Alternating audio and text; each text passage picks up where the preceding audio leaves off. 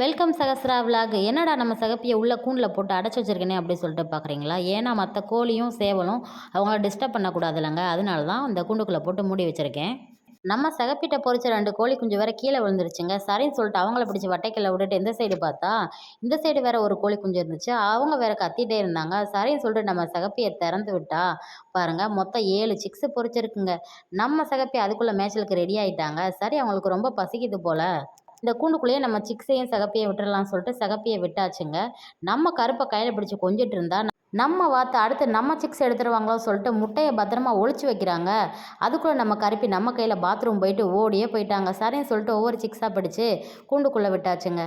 அதுக்கப்புறம் நம்ம சிக்ஸுக்கும் நம்ம சிகப்பிக்கும் பசிக்குது போல் பாருங்கள், எதையோ தேடிட்டே இருக்காங்க. இப்போ அவங்களுக்கு கொஞ்சமாக இரை போடலாம் வாங்க. இரை போட்டோடனே பாருங்கள், அவங்களுக்கு பசிக்குது போல் உடனே கொத்தி சாப்பிட ஆரம்பிச்சிட்டாங்க.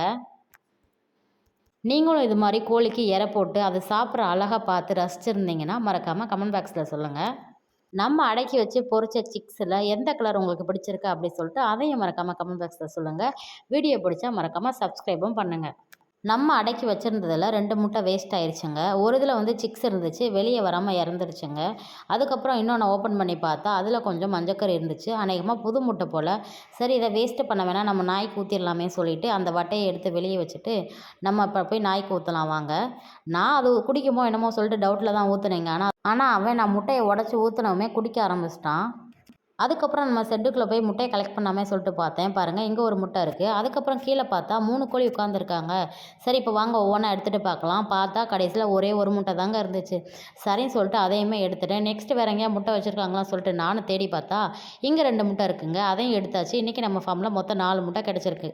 உங்களுக்கு இந்த மாதிரி ஃபார்மை பற்றி இன்ட்ரெஸ்டிங்காக ஏதோ வீடியோ பார்க்கணும் அப்படின்னா மறக்காமல் நம்ம சேனலை லைக் பண்ணுங்கள், ஷேர் பண்ணுங்கள். நெக்ஸ்ட் வீடியோவில் பார்க்கலாம். பாய்.